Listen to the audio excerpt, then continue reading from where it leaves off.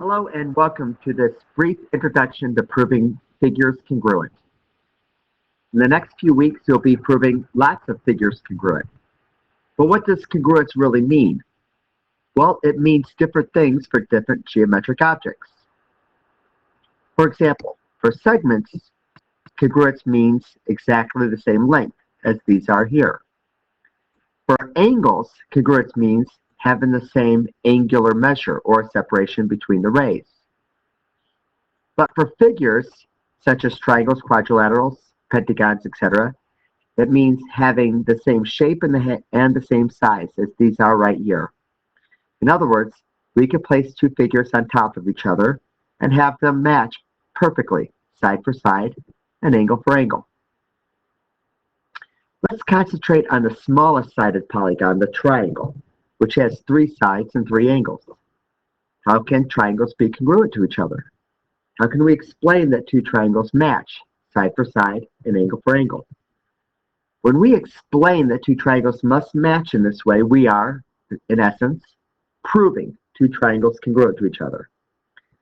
Proving triangles congruent can be tricky, but once you get the hang of it, it can also be fun. Here's a method that we already know.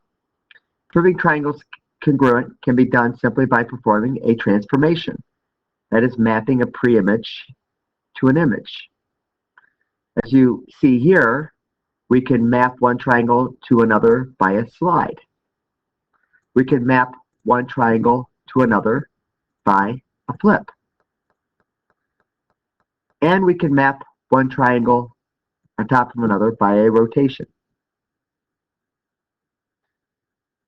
So proving two triangles congruent through a series of transformations is pretty easy. Just see that they match side for side for side and angle for angle for angle. But there are other methods to proving two triangles congruent other than mapping them with transformations. Let's see what two triangles may look like if placed on top of a piece of graph paper. Would you say these two triangles are congruent to each other? What if you could not slide the blue one on top of the red one? Could you prove that they match side for side for side, angle for angle for angle? These two triangles are locked. What are the lengths of the sides of the blue triangle and the red triangle? Well, let's count. 2, 3, 4, 5, 6, 7, 8. This side is 8, and likewise, the red triangle has a side of 8. Here on the left side, the blue triangle has a side of 6. The red triangle also has a side of 6. If we use Pythagorean theorem, we know that this third side must have a side of 10, because a squared plus b squared equals c squared, and 36 plus 64 is 100, the square root of which is 10. And of course, if this has the same rise to run ratio, then this side must be 10 as well. Do the blue and red triangles match side for side? What about the slopes of those sides? Do you think the blue and red triangles match angle for angle?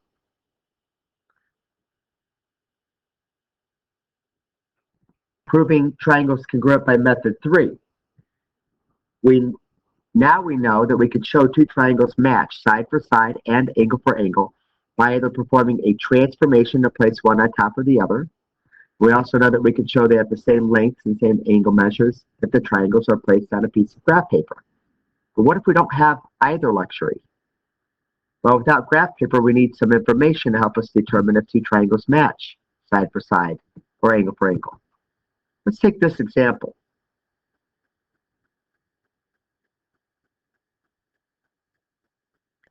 The blue triangles and the red triangles also show a green arc. We are told that those angles are the same. The blue triangle has a marked right angle, the red triangle does not. But we can conclude that the red triangle has a right angle. How can we do that? And finally, there are no markings for the third angles for the blue and red triangles. Is there a way to conclude that those angles are the same? How? Hint, remember that the sum of all three angles of a triangle How about the sides? The blue triangle and the red triangle have sides marked with a length of 10. We know those lengths are the same. The blue triangle has a side marked as 6. The red triangle does not. But can we conclude that the red triangle has a side length that is 6? How? And finally, there are no markings for the third sides of the red and blue triangles.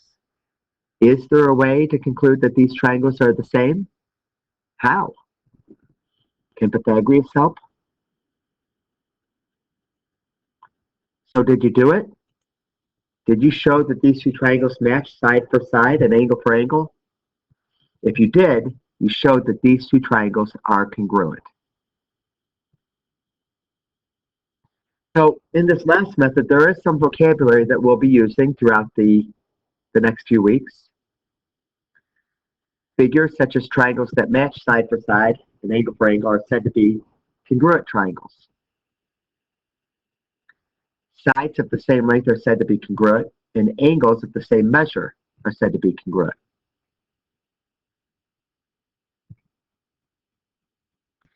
Did you notice that the red triangle has a side length of 6 because it shares the side of the blue triangle, which is marked as 6?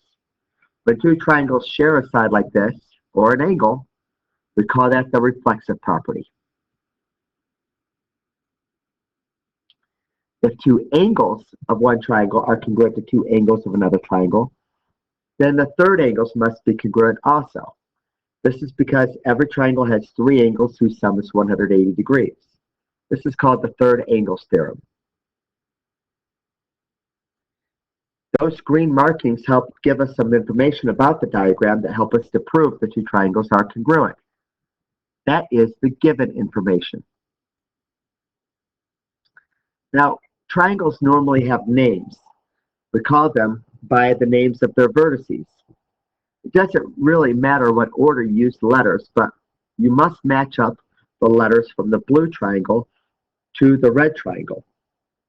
This is called triangle correspondence, or I often say that they have to be spelled correctly.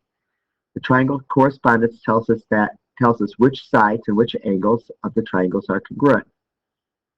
For example, here we might say that triangle ABD, the blue ABD, is congruent to the red ACD. With the letters in this order, it means that angle BAD and CAD must be congruent. That'd be these top angles. Angle B and angle C are congruent, and angle BDA and CDA must be congruent, all from this one correspondence statement. It also means that side AB is congruent to side AC, that BD is congruent to CD, and that AD is congruent to itself, AD. All, again, from this one congruent statement. So what does method 3 really look like when we write it down? Well, we need to show our logic step by step. Well, let's first look at all the steps. So we have this figure again with the given information that AB and AC both are 10 and AD is 6. Angles B and C are congruent to each other is also given. And we have ADB given to be a right angle. To prove these two triangles are congruent, we need to show that these two triangles have all 3 sides the same length and all 3 angles the same measure. So let's first look at the sides. We know that AB and AC are both 10, so segments that are the same measure are congruent. AD is congruent to itself. It's a shared side that's both blue and red. We call that the reflexive property. And then using Pythagorean theorem, we can figure out that BD and CD are both 8, so they have the same measure, they're congruent. So now we know that all the corresponding sides of both triangles are congruent. We need the angles. Well, we're given that angles B and D are congruent, so that's 1. And we're given a right angle. Can we get the other right angle? That takes a little bit of work. And here's the work for that. Now, this work, we'll get along with this work as we move forward. So If this is confusing for you, don't worry about it. We'll get to it. But if we have one right angle, and we know that the two angles together equal 180, then this other angle with these two together make 180. If one of them is 90, the other one must be 90. So the other one's a right angle. Two right angles are congruent to each other. And finally, as we said before, there's a third angles theorem. So if we have two angles congruent, then the third set of angles must be congruent. And now we have all the corresponding angles congruent to each other. So as you can see, we have all corresponding sides congruent in both triangles, and all corresponding angles congruent in both triangles. So now we could say that the two triangles are congruent. Now, what you're looking at is something called a flow proof, and flow proofs are great. We'll be using two-column proofs to explain our reasoning quite a bit. And right here, you'll see the same exact logic, except in two-column format. All of the logic that you saw in the flow proof is still here, with all its corresponding reasons. This is a 15-step proof. In our class, our proofs will generally be anywhere from just 2 or 3 steps up to about 8 to 10 steps. Occasionally, we'll have a proof that's a little bit longer than that. But for the most part, our proofs will be very short. I hope this video gave you a good idea of what it means to prove triangles congruent. And as we move forward, you'll have a good idea of what it is you're trying to do. Thanks for listening.